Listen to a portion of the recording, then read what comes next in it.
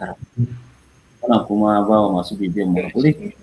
Tana fikin Haƙuri kaɗan za su fa'idantu sosai a wannan shiri namu mai albarka. Ina fata dai masu bibiyan mu ba su gudu ba, suna tare da mu. Malam Yana. Na'am, har yanzu mutane suna tare da mu.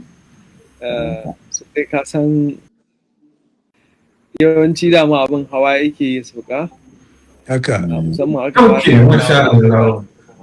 To a karan makallahu ya ci tambaya ko To, sautin ana ji malam. na zuto. Ana jin ka. Ana jin ka ma.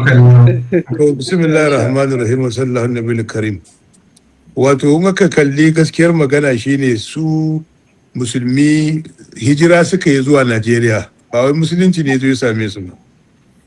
Domin wasu mutane sun taho daga Algeria, wasu daga Morocco, wasu daga Tunisia, wasu kuma daga Yemen.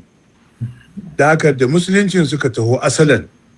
Sai dai amma wato da aka samu jinkiri na sakaci ko kuma canjin rayuwa ya sa aka waye gari ya zama na addini ya rauni. Domin ka ɗauki Malam Abdullahi Suka wanda ya rayu kafin zuwan shi hudun hodiyo da wajen shekara 200.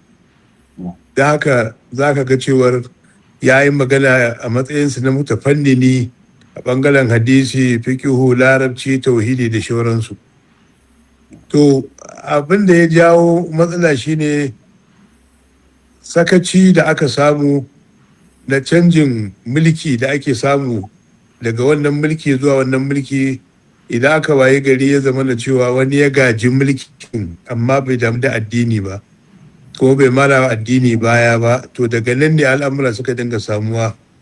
Amma malaman musulunci a ƙasar Hausa sun ba da gudunmawa mai yawan gaske wajen rubuce-rubucen su. Ka dubi daular gobir misali, za ka ga cewar malamanta sun yi rubuce-rubuce da yawa. Haka kuma idan ka lura da dauloli da aka yi kafin ma daular gobir, duk akwai rubuce-rubucen su, sai dai waɗansu an riga an kwashe su. Amma abin da tarihi ya tabbatar shine musulmin arewa da musulunci suka taho daga garuruwansu. Hakan ka kalli misali bare-bari da suka taho daga ƙasar larabawa, ka dubi gobirawa da suke ganin sun taho daga madina, ka ɗauki yarbawa da suke ganin su ma da ƙasar larabawa suke, ka ɗauki mutanen dukurawa a kano da suka taho daga algeria. Don haka ba wai musulunci ne zai same su ba, sai dai kamar yadda muka samu kanmu a yanzu jahilci ya mamaye al'ummar musulmi, sai ya zama da cewa sai ka ga waɗansu kamar ma asalinsu ba musulmi ba ne. To wannan jahilcin ne da aka samu. Amma malaman musulunci sun yi rubuce-rubuce. In ka dubi littafin da Malam Garba Sudawa ya yi, Malam Garba Karatu ya rasu tun wajen 1970 da wani abu, da ya rubuta malamai da gudunmuwa da suka bayar shekara ɗaruruwa. Haka malaman musulunci sun ba da gudunmuwa wajen tarbiyya, sun kuma ba da gudunmuwa wajen ilmantarwa da harkar mulki. In kana son ka gane wannan, ka ɗauki Adiyatul Muɗi na Malam Abdullahi Suka.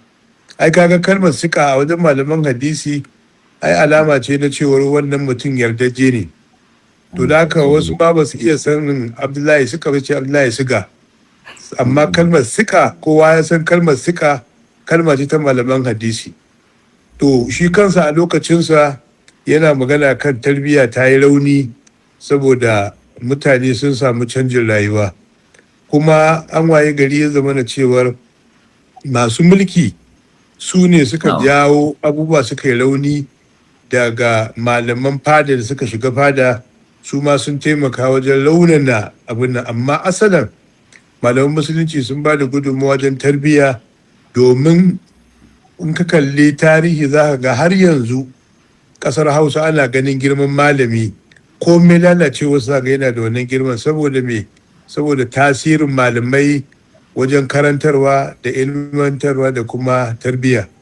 Sannan kuma idan ka kalli cewa asalin mafi yawan musulmin arewa sun taho ne daga waɗancan nahiyoyi da musulunci ya zo tun zamanin sahabbai.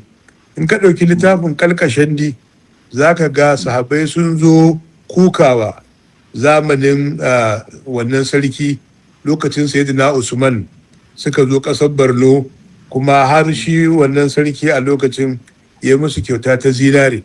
kuma a lokacin da suka koma ba dukkan su ne suka koma ba, wasu su sun zauna ba su koma ba. Ha kuma ka kalli Gobirawa da har mai waka ma yake cewa zamanin yakin Badar ko an na annabi, wanda su ma da musulunci suka taho. To haka za ka ga cewar akwai musulunci tun azal, sannan kuma wannan tasiri na musuluncin shi ya sa ma aka waye gari kowace ƙasa aka yi mata gini na daban. In ka lura za ka ga kamar Kano an gina ta akan abu uku: addini, siyasa, kasuwanci. Ragowar ƙasashe kuma kowace ka duba za ga an gina ta akan wani tsari. Wannan ya nuna maka cewar tasirin malamai ne yasa da kuma tasirin addini. Shi sa ma za ka ga ko da kwanan awo, kowace ƙasa akwai irin kwanan awon da aka gina ta a kai. Haka kuma sikeli, wanda a lokacin babu sikeli irin na Bature, amma akwai sikeli na Bahaushe, wanda aka zo aka waye gari ya zama na dawa idan ka noma dami kaza mai nauyi kaza zai baka kwano kaza, wanda duk waɗannan tun kafin zuwan Shehu Dan Hodiyo. Da Shehu Dan Hodiyo ya zo, shi yasa ake cewa tajdidi, saboda me abubuwan da aka samu na kurakurai su ya gyaggyara. Sannan kuma kaka su Shehu Dan Hodiyo suka taho daga Senegal, ai da musulunci suka zo, ba musulunta suka yi ba. To haka wannan a takaice shine tarihin cewa musulmin arewa asalinsu daga kasashen musulmi suka taho da musulunci, amma mulki da yaƙe-yaƙe da aka dinga yi na ƙoƙarin kowa ya fada da ƙasarsa, wannan shi ya jawo raunin addini, da kuma malamai na Hausa suka zama suna jin tsoron su bayyana kansu. Shi sa zaka ga mafi yawan malaman Hausa akwai khumuli, wato ba sa son, ko humility, ba sa son su nuna kansu saboda tasirantuwa da wancan yaƙe-yaƙe da aka yi da kashe malamai da aka yi. Har shi sa ma aka dawo ake cewa ta malam ba ta wuce amin. Dan me? Saboda yana jin tsoron ya fito ya yi bayani, dan da ya yi bayani masu mulki za su hau kansa saboda ya saba musu. Amma akar makallahu, wani muhimmin abu da muke ji malamai kuna ambata mana shine irin abinda malamai suka yi na rubuce-rubuce da wallafe-wallafe tun daga daular Borno har zuwa kasar Hausa. Mana malamai sun ba da gudumawa wajen wato gina da haɓaka ilimi a wannan babin. Menene sirrin wannan al'amari din? In ka ɗauki littafin Muhammadu Zangi, wanda ake cewa Zangina, kaga ai shi ya rubuta tarihi, kuma a lokacin da ya yi wannan tun kafin zuwan Bature ya ba da tarihi na musulunci. Sannan kuma ka ɗauki tarihin daular Kano wanda Malam Adamu na Ma'aji ya rubuta. Sirrin shine malaman musulunci sun yi rubuce-rubuce kuma sun karantar. Sannan kuma babban sirrin shine malaman musulunci a wancan lokaci sun rike abubuwa guda uku: karantarwa da noma da kiwo. To wannan yasa addinin musulunci ya zama da sun yaɗa shi, saboda in ka lura zaka ga burtali, in ban da inda aka shi zaka burtali zai zaga da kai duniya baki ɗayanta. To sai ya zama da cewa wannan kiwo da suke yi, da Fulani da wanda ba Fulani ba sun yi kiwo, kuma al'adar su ce yin kiwo. To ta hanyar kiwo da hanyar noma, saboda sun rike kansu, sun dogara da kansu, suna tattalin arziki na kansu, ba su dogara da mai mulki ba. Shi yasa ma aka wayi gari za ka ga mafi yawan malamai na da ba su da alaka da masu mulki, saboda tsoron da suke jin tsoron masu mulki su haɗe su. Da haka babban sirrin shine dogaro da kai da malamai suka yi a da, na noma da kiwo da karantarwa. Kowane malami yana karantarwa a zaurensa. Za ka ga wani lokacin ma wani malamin za ga ya shekara 500, gidansu gidan makaranta ne, wani 700, wani za ga ma shekaru ya kusa shekara 1000, kamar daular Gobir da ka ambata, da kuma daular Borno da ka faɗa. Da haka za ka ga ko da an ka kalli Gumal da Hadeja, ai duk kamar bari ne din asalinsu.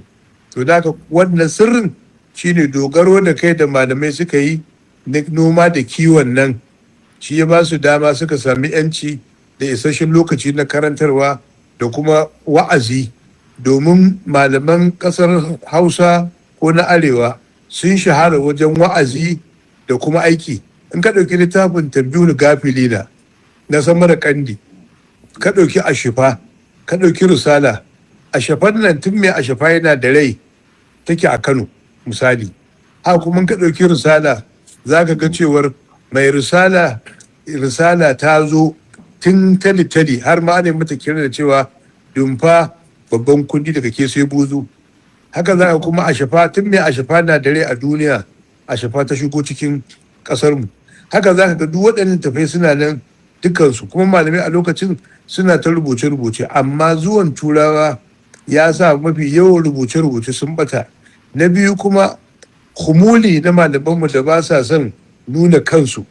Za ka ga har a yanzu akwai malaman da sun rubuta tafsiri mujalladi 40, amma ba su yadda sun bari an buga shi ba.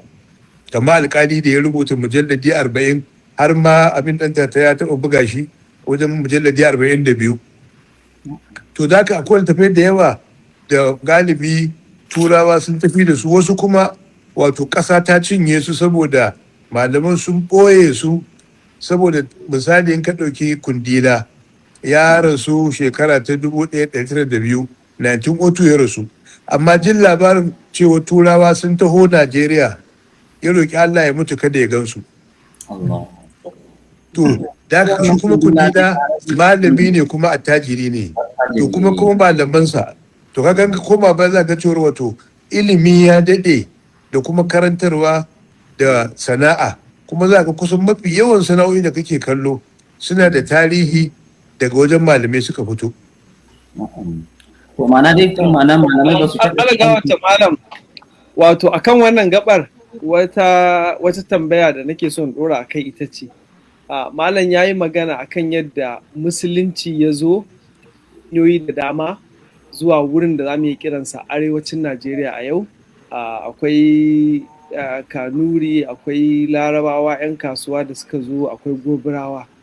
To kuma sannan malaye magana ya ce musulunci ya zo shekara 200 kafin zuwan shi Usman dan Fodiyo ma. Shi malam Abdullahi Saka ko Suka ya wannan.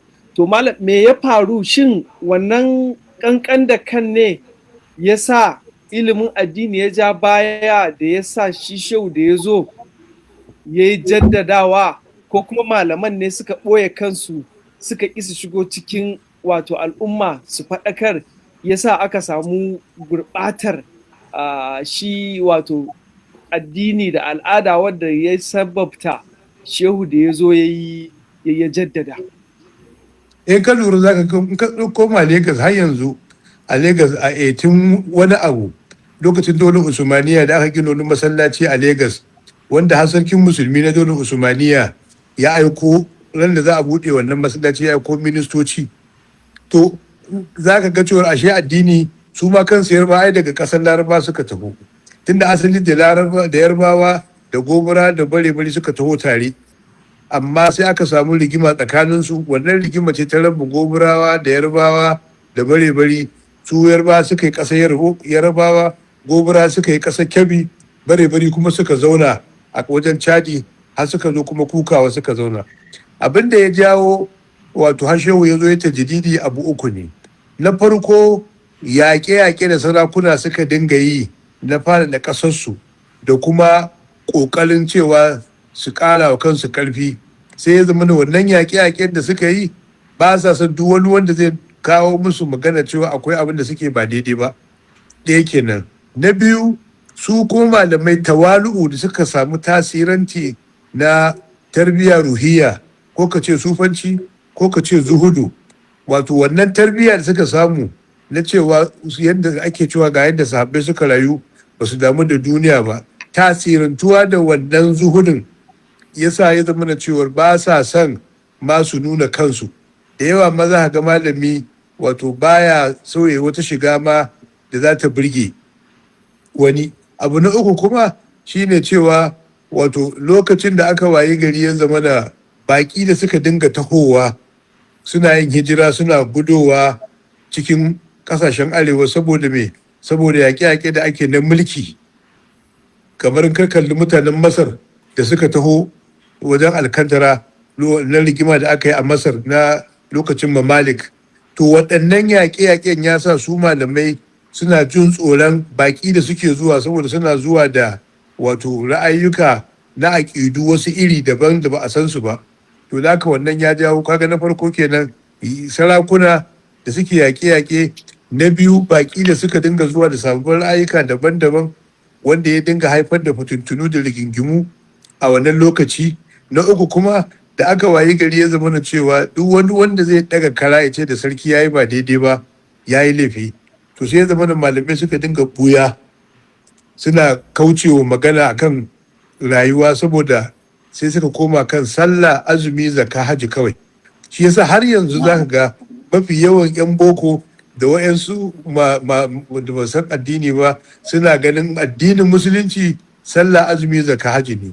Da kai wata magana ta addini sai a ce ka zo da wani abu na karambani, sai ka so ka ce kai ma dan boko ne ko kai waye ne. To sai ya zama na rigingimu suka jawo, to kafin ka ce me shi ya zama na addini ya koma ba. Shine shi dan hudu da ya zo, in ka karanta Nurul Albab za ga ya kasa musulmi gida 4 ko gida 3.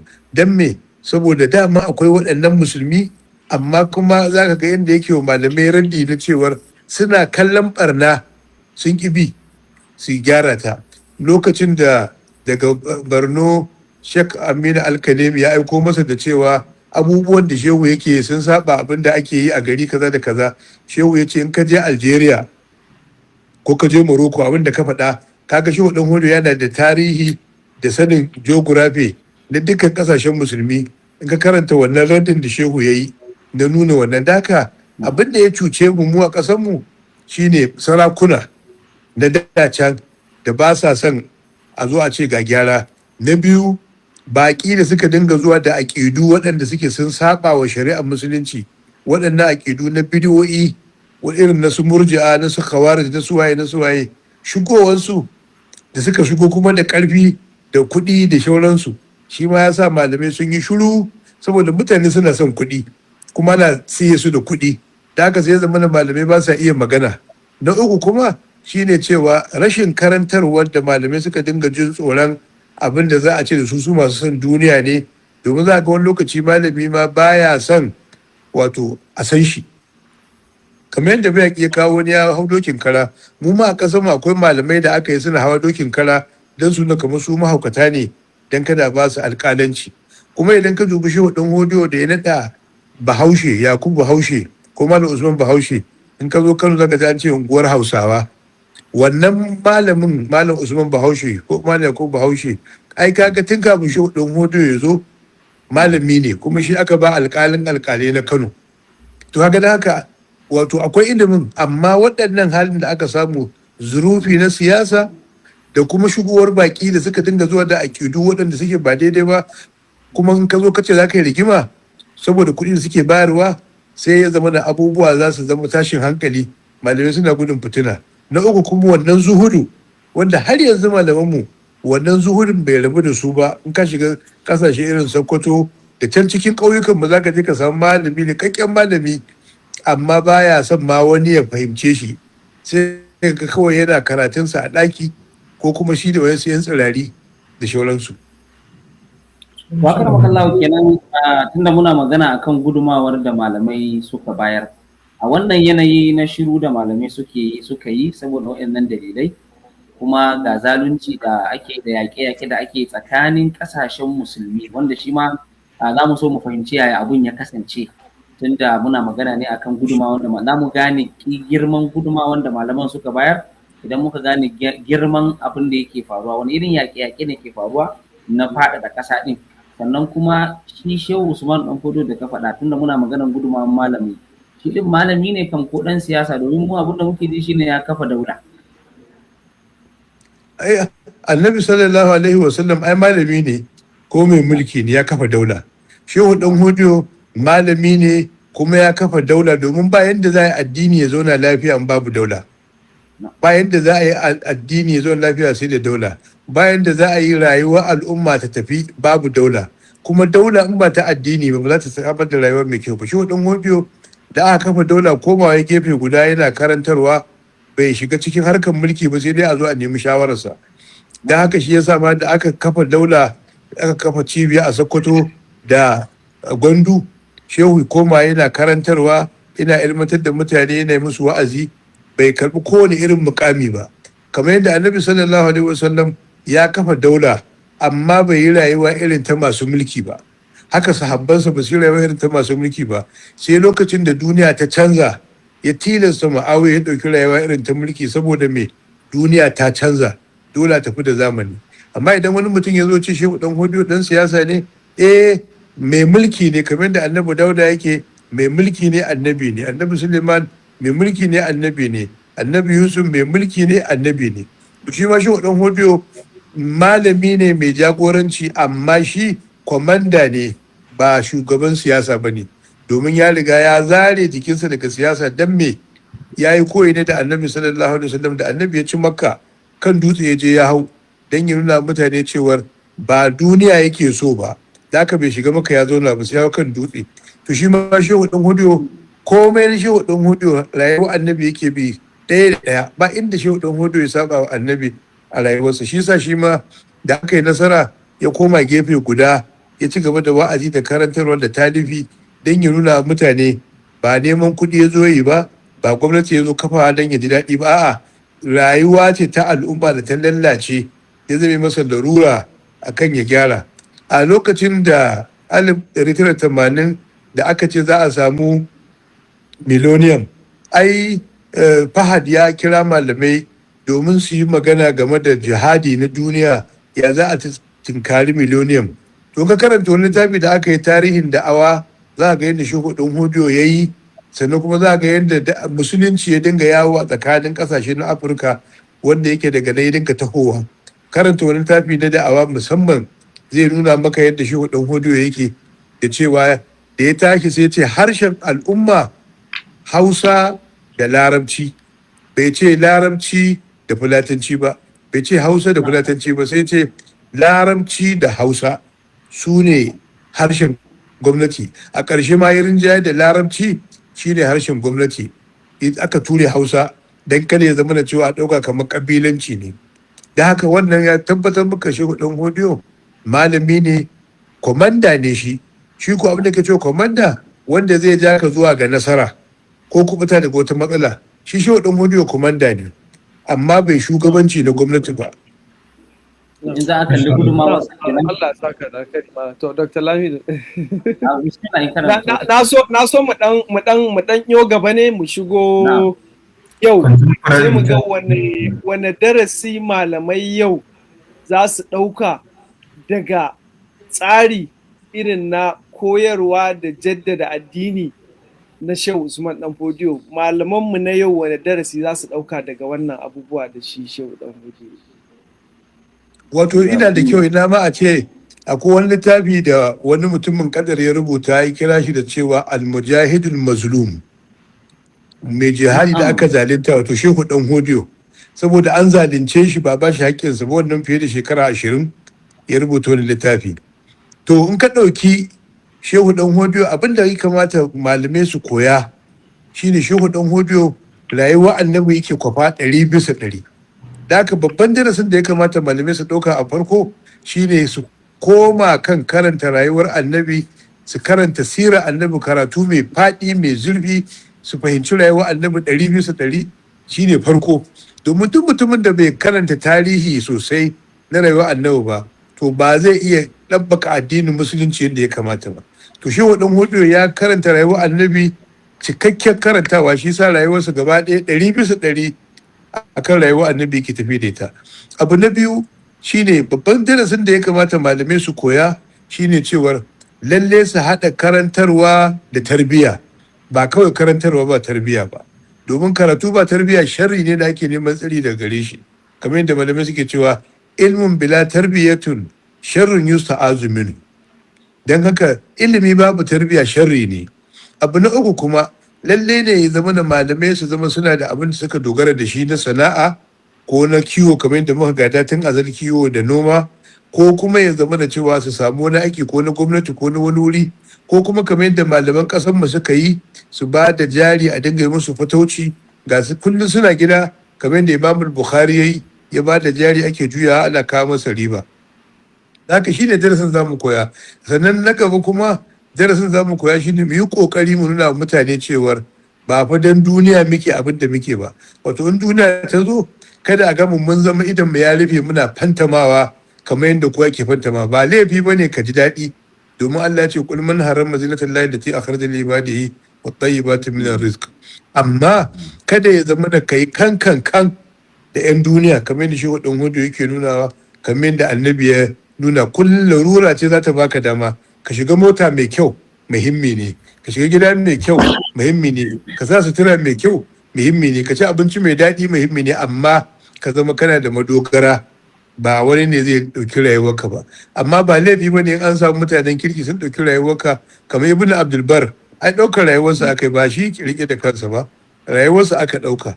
Kamar baji ɗaukar rayuwarsa aka yi da shauransu. Da haka babban darasin da za mu ɗauka shine mu karanta rayuwar annabi kamar irin su zadul ma'ad, misali fi hali khairul ibad, da kuma mu karanta yadda shehu dan hojo ya tafi da rayuwarsa, sannan kuma mu karanta tarihin sahabbai da tabi'ar tabi'i da kamar da ibn hajar yake cewa shekara 220 din nan, to lalle ne mutum ya karanta rayuwa daga da annabi ya hijira, daga ran da ya hijira zuwa shekara 220. lalle ne musulmi malami ya zama ya karanta waɗannan, kamar yadda aka yi mu fiqhu salaf, ya karanta wannan, ya zama cewa ya san rayuwar annabi. Domin duk mutumin da bai fahimci rayuwar annabi 100% ba, to ba zai iya isar da saƙon Allah mai kyau. A karamakallah muna fama da ƙalubale na rashin tsaro da rashin tarbiyya. Yanzu sai ka ji an ce mata yara ƙanana suna ɗaukan makami su kashe wancan, suna su karɓi waya a jihohinmu. Ga kuma matsalan rashin tsaro amma dazukanmu da sauransu, bandits wane ne da sauransu. Gashi kuma yanzu yadda social media nan ya zo, sai ka ga yaro karami yana zagin manya, yana zagin malamai, yana zagin wanda suka kai iyayensa. Wani dauri, wace gudumawa malamai ya kamata a ce sun bayar ta musamman a irin wannan yanayin a matsayinsu na magada annabawa? Abu na farko dai ka saurari shi matashi na so a saurare shi, shine matakin farko. Shi yasa wata mace rubuta littafi ta kira shi da suna listening. Babban abin da matashi yake so a saurare shi. To wannan shine matakin farko da malamai kamata yi su bude kofa su saurari matasa. Na biyu, su yi kokari su nuna matasa cewa suna kokarin taimakawa rayuwarsu. Ba dole ne su biya musu bukatar 100% ba, amma matasan su gane cewar fa ga waɗannan mutane so suke su taimaki rayuwarmu. Shine abu na biyu da ya kamata. Abu na uku shine cewar gwamnatoci, dole a matsanta wa gwamnatoci cewa yadda suke empowerment ba zai taimaki al'umma ba. Dole ya zama na cewa a saurari yaran nan, matasan nan, a ji bukatunsu da damuwarsu don a taimake su. Amma ya zama na cewar ba a saurare su ba, a dinga yaro yana so ya je ya koyi ball, kai kuma kana so ka bashi keken ɗinki. Yaro yana so ya je karatu a wata ƙasa ta waje, kai kuma ka zo ka ce da shi zaka koya masa noma. Yaro yana son ya yi aure, kai kuma baka zo ka taimaka masa yadda zai samu sana'a, ya haɗa aure da ilimi da sana'a ba. A'a, kawai ka zo kana kyamatarsa ko kana hantararsa, ko kuma kullum ba ka da magana sai suka. Babban abin da ya ja mana waɗannan matsaloli shine mutane suna kallon waɗansu jama'a suna azurta kansu, suna jin daɗin rayuwa, kuma suna yin ba daidai ba, amma ba a yin aiki. Da haka rule of law shine babban abin zai kawo kwanciyar hankali da zaman lafiya a ƙasa. Sannan bayan rule of law sai ya zama da cewa a bawa mutane cikakke dama, mutane su cewa suna da opportunity yadda za su yi duk wani abu da suke da bukata a rayuwarsu. To ya zama da cewa an ba su cikakke dama. Dan ba wani abu ne ma'anar gwamnati ba, shine to facilitate, tallafawa. Da haka lallai ne ya zama da cewa malamai su wayar da kan gwamnatoci nauyin da yake kansu na cewar abin da ake nema ga gwamnati ta saurari bukatun jama'a, ta kuma gane bukatunsu, ta biya musu. In ka lura ba wani abu ne yasa kasashen turai suka zo da lafiya, musamman kamar Birtaniya. Ai ba wai ba kula da laifuka bane, a'a, shi talaka abin da yake nema ya ci, ya sha, ya sa sutura, yadda zai rayu shi kaɗai kamar yadda saniya take rayuwa. Shi ne burin talaka, shi ba da wani buri. Daka abin da yasa kasashen turai suka zo da lafiya kamar Birtaniya da sauransu shine duk wani bukatu na talaka an biya masa. Da haka duk abin da zaka je ka karata, shi talaka ba ruwansa, ba shi da wani dogon buri. Shi ya ga rayuwarsa dai da yake rayuwa kamar saniya, ya ci ya sha ya more shi kenan, shi da abin da yake gabansa. Don haka mafitanmu shine a saurari matasa, a ji bukatunsu da damuwarsu, ko da ba za a biya musu duba su ga ana yin kokari domin a biyan. Ka lura me yasa yaran nan suke bin 'yan siyasa? Zaton za su samu mafita ne. Daka idan wannan ya bata musu rai sai su bi wancan, saboda shi matashi kullum gobe yake kallo, ba ruwansa da jiya, ba ruwansa da yau. Waye zai taimake shi samu gobe? Da ka tambaye da ce so nake ina samu dama in yi kaza, zan yi da shi ke zance, ba na yi ba. Daka a saurare su, a ji bukatunsu kuma a taimaka bukatunsu.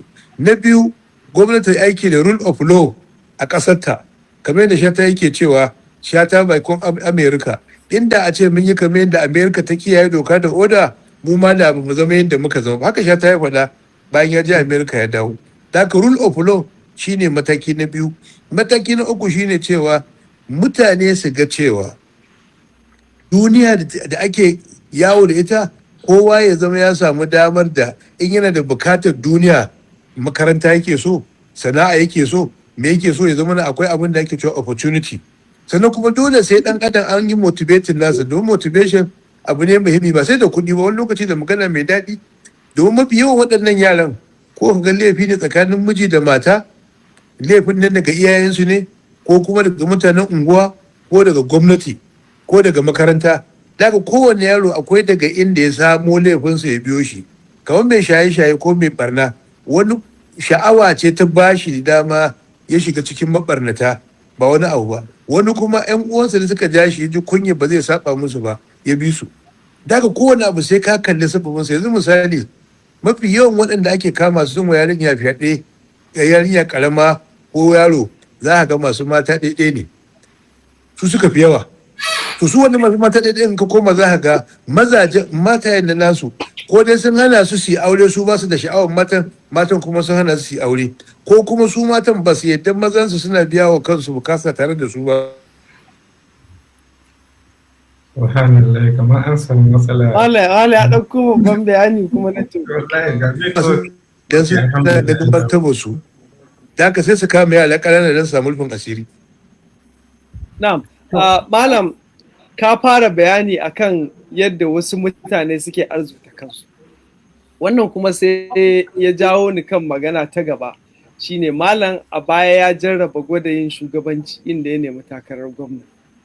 To, malam mu haɗa da takararka, shin me ya baka tunanin ka shigo cikin tsarin shugabanci na demokaradiyya da muke ciki?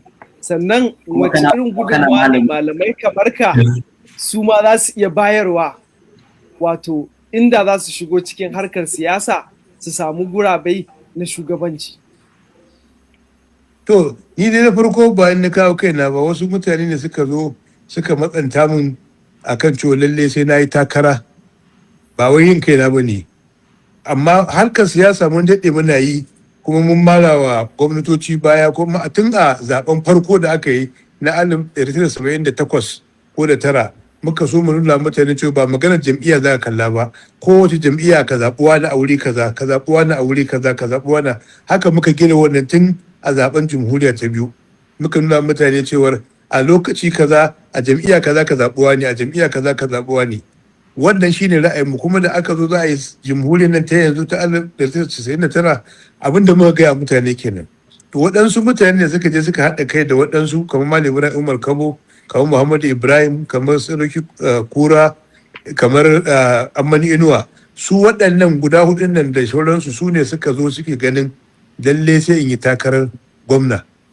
Sannan kuma mu manufanmu da muka ɗauko shi ne abubuwa guda 5 su ne muhimmai da muka sa a gaba. Na farko rule of law shi ne farko, sannan na biyu shi ne abin da ya shafi ilimi, na uku abin da ya shafi lafiya, na 4 environment, na 5 tattalin arziki. Waɗannan abubuwan guda 5 su muka ɗauka, kuma kowanne muka faɗaɗa shi domin ɗan adam ba zai fita daga da'irar guda 4-5 ɗin nan ba. Kuma in ka riƙe su komai ya gyaru. Sannan kuma wannan tsari namu mu muna tun kafin ma ni in zo in yi takara, duk lokacin da aka tsaye da siyasa sai mun shiga ciki mun mara baya, ko mun yi kokarin mu samar da ɗan takara da zai amfani a kowace. amma malamai ba zai yiwu duka waɗansu su shiga siyasa ba, saboda waɗansu ma suna jin tsoron ma a gansa a siyasar, saboda wasu ba sa son a yi gwamnati babu su. Kaga wannan irin waɗannan bayan za su shiga siyasa. Wasu kuma suna jin tsoron kada a waye gari a ce an zage su ko an ci mutuncinsu ko an musu wulakanci. Wasu kuma sun riga sun saba da waɗansu mutane, ba sa son saba waɗannan mutanen, kada a waye gari a ce sun rabu da su, su ko ba sa son su rabu da su. Wasu kuma 'yan siyasa sun riga sun sa su a aljihunsu, da ka ba su da magana. Wasu kuma suna son su yi gyara, amma suna ganin cewa kamar gyaran nan ba zai yiwu ba. Alhali idan Singapore ta gyaru, South Korea ta gyaru, Malaysia ta gyaru, Birtaniya ta gyaru, Faransa ta gyaru, Europe ta gyaru, Baikan duk abin da suka yi na kashe-kashe sun dawo sun gyaru, an samu Denmark da waye, babu abin da ba zai gyaru ba. Najeriya ma za ta gyaru. Masha Allah, duba ga da lokaci kafin mu bi mu waiwayi masu bibiyan mu don ba za a rasa wanda suke da tambaya ba.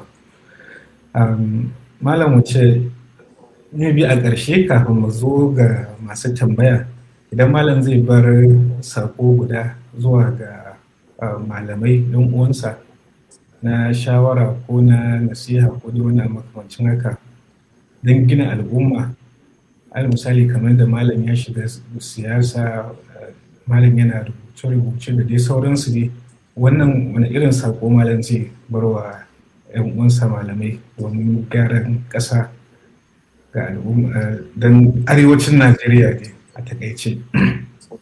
Wato abin da zan ce da su shine, wato Shehu Abdulkadir Jelani shine ya kafa cibiyar da ta zo ta haifar da Salahuddin Al-Ayyubi. Don haka lalle ne su koyi wannan salo da Shehu Abdulkadir Jelani ya ɗauka, wanda ya dinga tafiya a ƙarshe sai gashi an haifi Salahuddin Al-Ayyubi, haka zo aka yi dole Malik.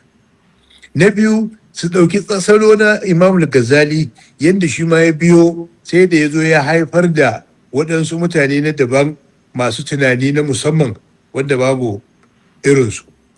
Na uku, a ɗauki salo na Imam Al-Haramaini wanda ya zama ake kiransa da suna institution, madarasa ake kiransa ma, ya zama na to su ɗauki wannan salo, su kuma ɗauki tarbiyya irin ta Shehu ɗan Hodiyo. Wannan shine mataki na farko da ya kamata malamai su ɗauka. Mataki na biyu, su buɗe ƙofarsu ga ɗalibai, ya zama na cewa ɗalibai su zama za su iya samun sauraro daga wurinsu da shawarwari da taimako, kuma kada a ji malami yana cin mutuncin wani malami ko yana suka wani malami ko yana aibanta wani malami ko yana kushe wani malami. A'a, kada ya zama na cewa in ya kaɗe ta da ɗalibansa, ina ganin ba daidai ba ne ya gansu tare da wani, domin akwai ɗalibai da yawa da ba in suna wani wuri in suka hango malaman su ɓuya suke don kada malaman su gansu a wannan wurin. Don haka ya zama da malamai su kauce daga su kushe wasu malamai ko su aibanta wasu malamai ko kuma su nuna wasu malamai ba kowa ba ne, domin wannan yana cikin abin da ya ba wa waɗancan yara dama suka fito suka rena malamai, domin daga wajen malamai suka koya. Abu na uku kuma, lalle malami ya zama na cewa yana da wadatar zuci kuma yana da wadata. Yana da wadatar zuci kuma yana da wadata.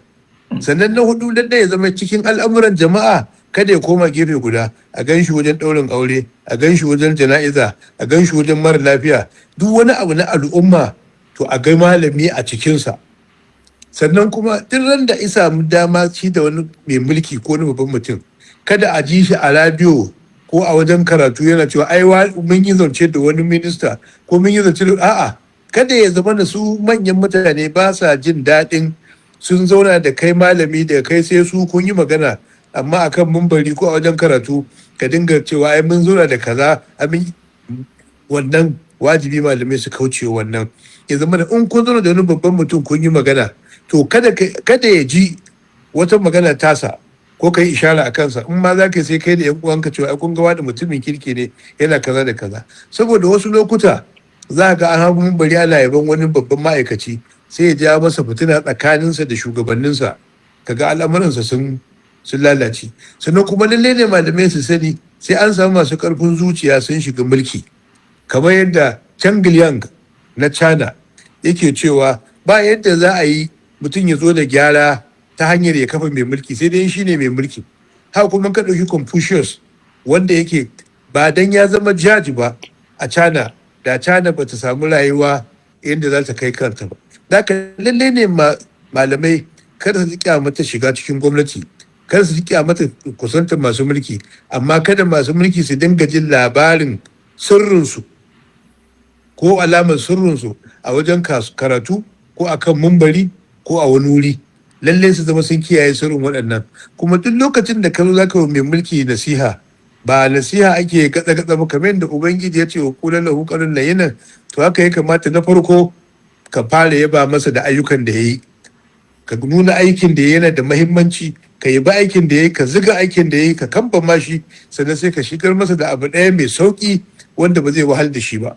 To a haka sai ka kalla sa masa gyara. Amma malami ya zo yana ganin ko malamai su zo kawai su fara yin wa shugaba cewar abu kaza ba kai mana kaza ba, ba kai mana kaza ba, ban mai kaza ba, mu muka yi ma kaza. A'a, ka nuna masa alheransa tukunna ya gani.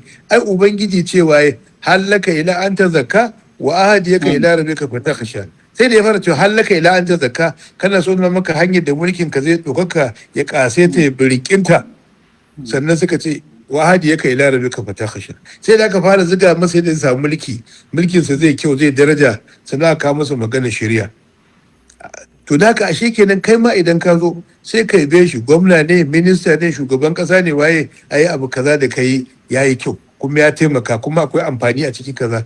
Iji cewar kai masoyinsa ne, kana kishin abin da yayi kuma ka ga abin da yayi, sai ka ce kuma akwai wani abu da mutane suke da bukata kaza, suna ganin kai ne kaɗai za ka iya yin abu kaza da kaza, da haka suna sa ran za ka yi kaza kamar yadda kai kaza.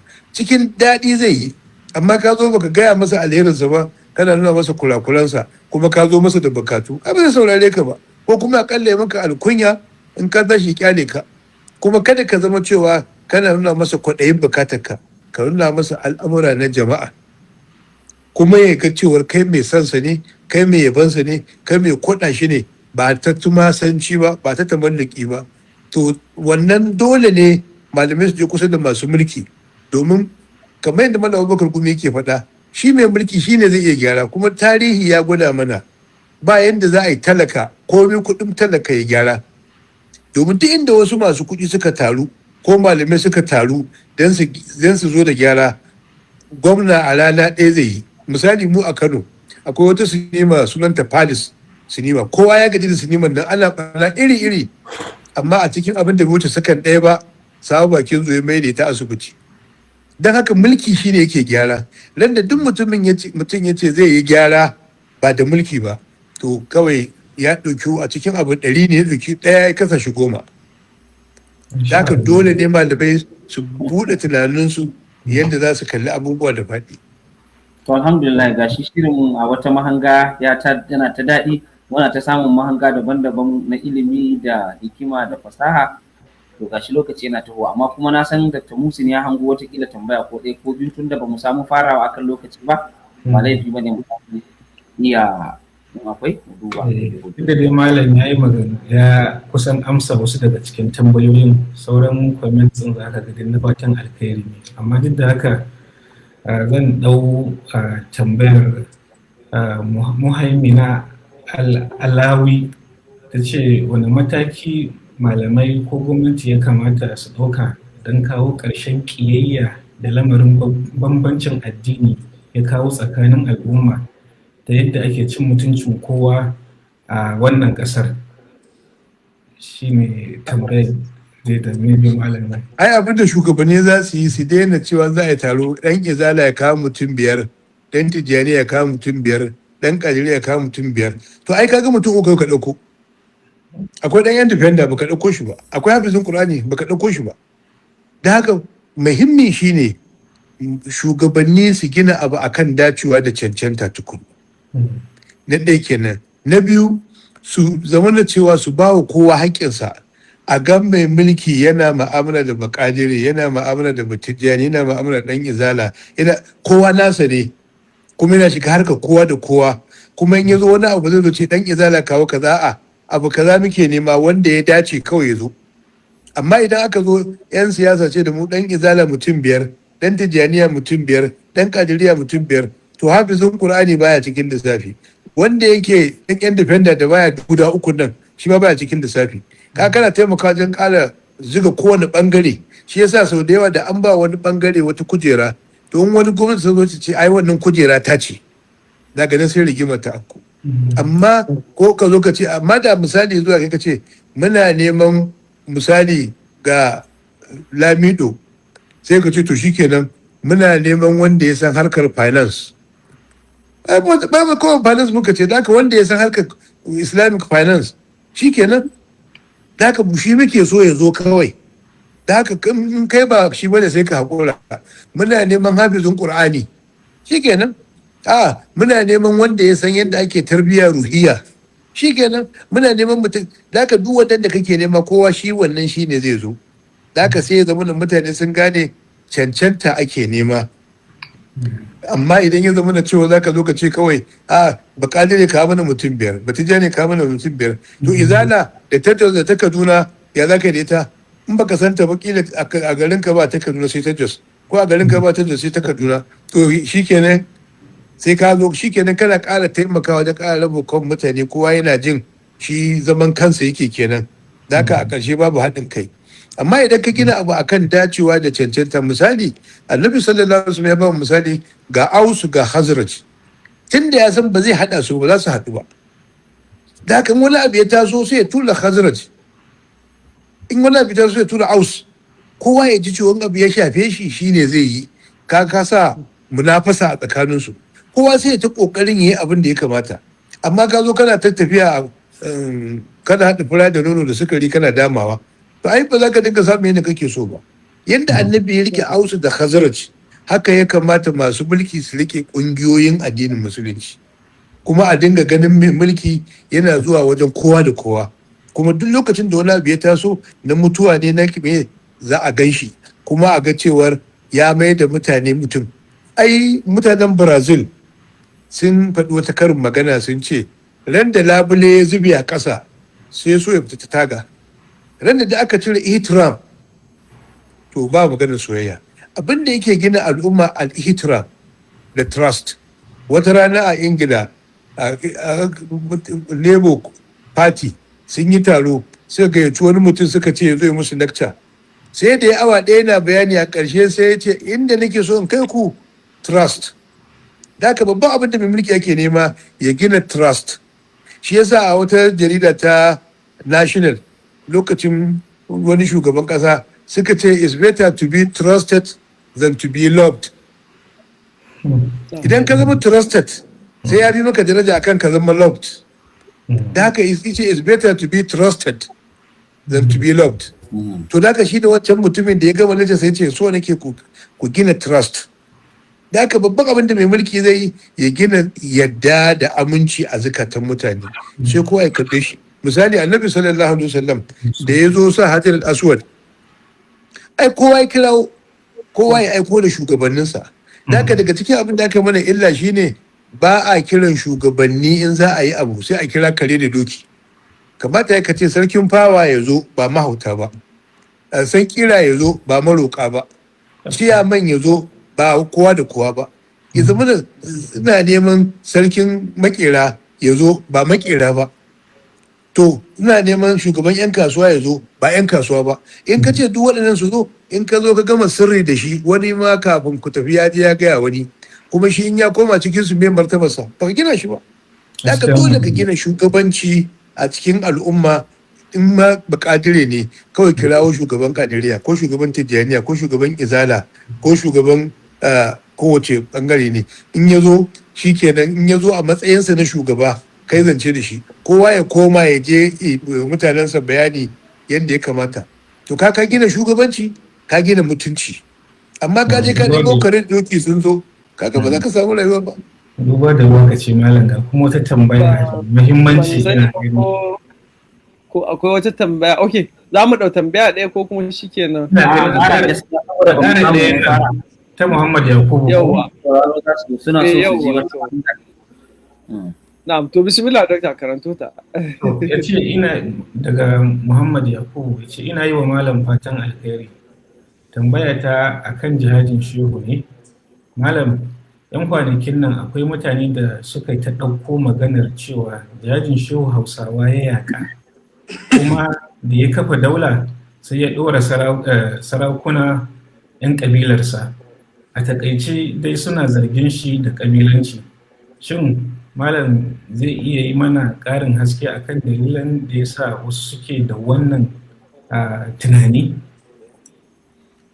To ai wannan suka da ake washe irin hudu tun yana duniya ake sukarsa da maganar kabilanci fulani ke nemo kaza, amma Bauchi ai shugaban Bauchi Yakubu ai ba Bahaushe ba Fulatani bane, Bahaushe ne. Alƙalin alƙalai na Kano ai Bahaushe ne ba Fulatani bane. Sannan kuma da yawa akwai Hausawa waɗanda suka taimaka wa shugaban hudu kuma ya ba su matsayi mai yawa. Da haka kowane gari wannan waɗanda suka kawo kansu wajen shehu suka yi cafa, su jama'a yake ba wa shugabanci, ba zuwa yake ce a naɗa wani ba. Su jama'ar waɗanda suka kawo kansu, in ka ɗauki Adamu na Yola, Motubu Adamu, ai kaga jama'ar Yolan ne suka kawo kansu kuma suka naɗa wanda suke so a cikinsu aka naɗa musu. Shehu bai taɓa zuwa ya ce a naɗa wani ko wani ba, jama'ar da suka zo wajensa suka yi cafa su, kamar yadda annabi sallallahu alaihi wasallam jama'a da suka zo gabansa su yake na ɗaya daga cikinsu ya zama shugaba. In daman shugaba ne je ka ci gaba da shugabancinka, in ko ba su da shugaba sai ya ce imamukum minkum. Kamar lokacin da su Malik bin Huwairi suka zo matasa suka kwana 20 wajen annabi, ita da su in kun koma garinku sallu kamar ayatu mul usalli. Sannan kuma ya ce in kuka zo ɗaya daga cikinku ya limance ku, ɗaya daga cikin ku ya shugabance ku. Yadda annabi ya kafa shugabanci haka shi ɗan hudu ya kafa shugabanci, ba ruwansa da maganar ba fulatani ko kaza ko kaza, a'a kawai waɗanda suka zo gabansa. Kuma Hausawa da yawa sun shiga cikin daular shi ɗan hudu kuma an san su, kuma da yawa malaman Hausawa sun mara wa shi ɗan hudu baya, kuma shi ɗan hudu ya ma'amala da su. Kawai yan su garuruwa ne kamar Kano misali da za ka faɗa, ko ka ce Yola ko ka ce Gombe, amma da yawa waɗansu garuruwa ai babu wani magana ba fulatani a waɗannan garuruwa da suka zo. In ka ɗauki ƙasar Sokoto, mafi yawan sarakunansu na shehu ɗan hudu ai ba Fulani ba ne. Don haka wannan shehu ɗan hudu waɗannan 'yan cirani da ake ce da su 'yan cirani ko 'yan gabasawa ko kuma 'yan orientalist da ire-irensu da ragowar masu mulkin mallaka, su ne suka zo suka dinga sa mutane cewa shi ɗan hudu ya yi jihadi ne don kabilanci, don ya samu wa Fulani tattalin arziki, don ya samu musu ƙasa. Babu ɗaya, shi ɗan hudu babu ɗaya. Wannan kawai daga baya ne aka ɗauko wancan tsohon karatu aka dawo da shi. Amma shi ɗan hudu babu kabilanci a rayuwarsa, kuma babu wariya a rayuwarsa, kuma koyaushe yana sa mutane ne a wurin da ya dace. Shi yasa dan uwan nan namu malam Muhammad Sani Talata Mafara ya yi rubuce-rubuce akan almajiran shi ɗan hodiyo waɗanda duk ya kawo abubuwa. Yanzu Agala Ali wanda ya bawo shi kyauta ya kuma kawo mutanensa da yawa, ai ba Fulatani ba ne, mutumin Nijar ne amma ba Fulatani ba shi Agala Ali din. Ka gani ko da wasu ce Fulani ne amma wasu na ganin ba Fulatani ba ne tsantsa. Haka wannan maganar da ake na suka shehu ɗan hodiyo tsohon zance ne.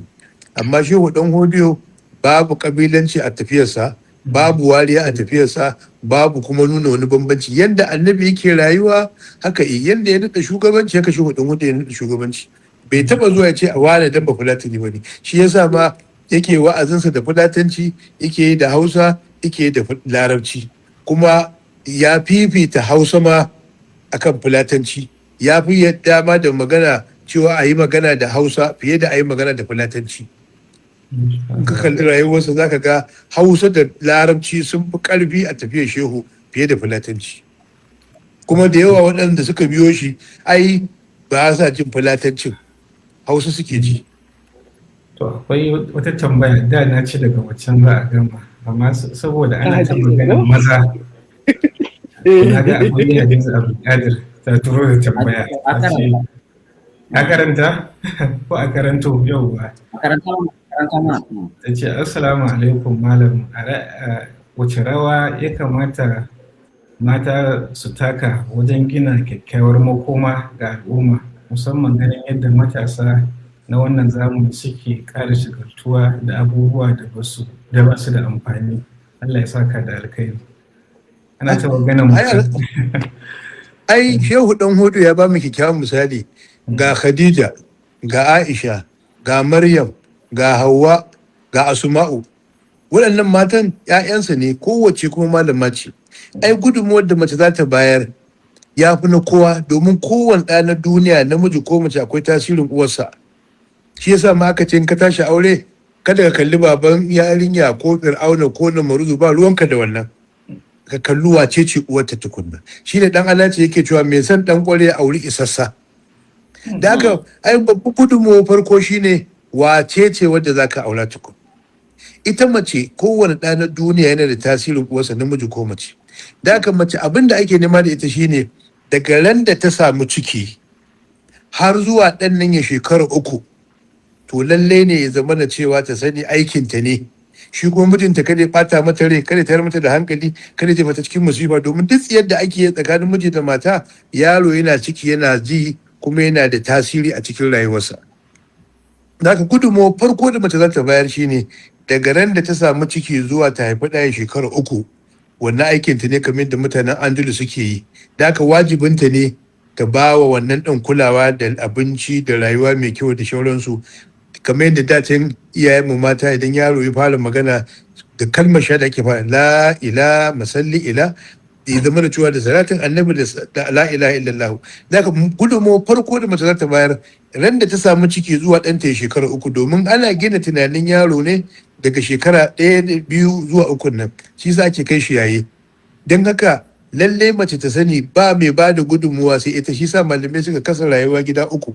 Shekara 7 farko mace aka bawa, shekara 7 ta biyu uba da uwa aka bawa, shekara 7 ta 3 uba aka bawa. Shi sa aka cewa la'ibhu sab'an wa addibhu sab'an, sannan wasu abin nan cewa kai la'ibhu sab'an wa allimhu sab'an wa addibhu sab'an. Shekara 7 farko uba ya zama wasa yake da ɗansa kawai, uwa kuma ita ce malama mai karantar da shi a aikace.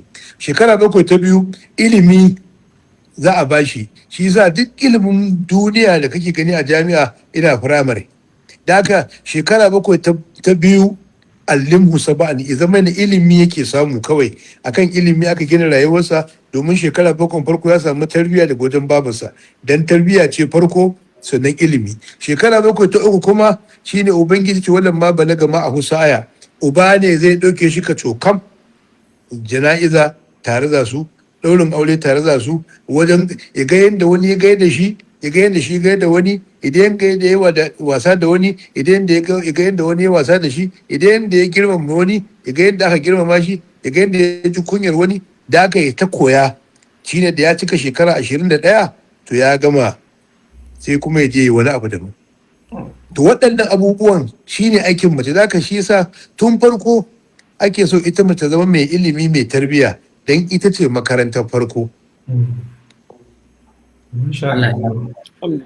Abin da ba a ci gaba ba a yi ta yi wannan ilimi da muke kwasa, amma ba a yi. Alhamdulillah malam mawdu'a ce a encyclopedia. Alhamdulillah muna fatan Allah ya saka wa malam da alkhairi. Wannan shiri na a wata mahanga, gaskiya muna ƙara jaddadawa godiya ga Allah cewa mun babban kamu na kasancewa malam tare da mu, kuma wannan muna fatan a nan gaba, can gaban Allah ya da za mu iya samun wata dama ko mu sake duba wata mahanga. Masu sauraro akwai wanda suke roƙon haka gaskiya. Wani cewa wai ai sati 3 ana yi da malam. Sati 3 ba haka wanda ya ce. Allah ya saka. Sai kure ni. Ya muna ƙara addu'ar Allah ƙara wa rayuwa albarka. Allah ya saka da alkhairi, wannan gwalagwalai da aka sake mana a raha.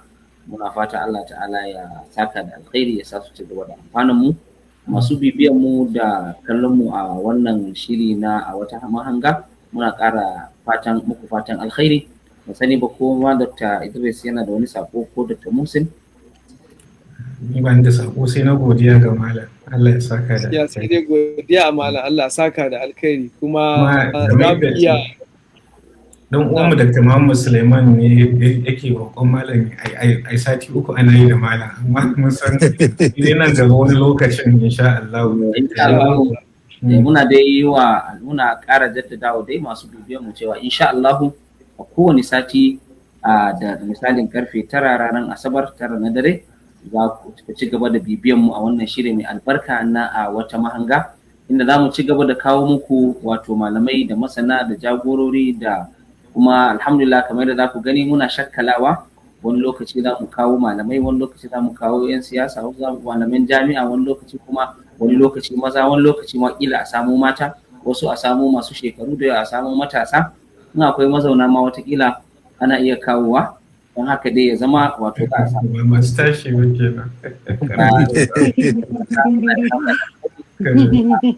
insha Allah a mako mai zuwa muna addu'ar Allah ya samu wani babban kamu kuma za ku kasance tare da mu. Allah ya saka wa malam da alkhairi, Allah ya saka wa kowa da alkhairi bisa kasancewa tare da mu. Assalamu alaikum.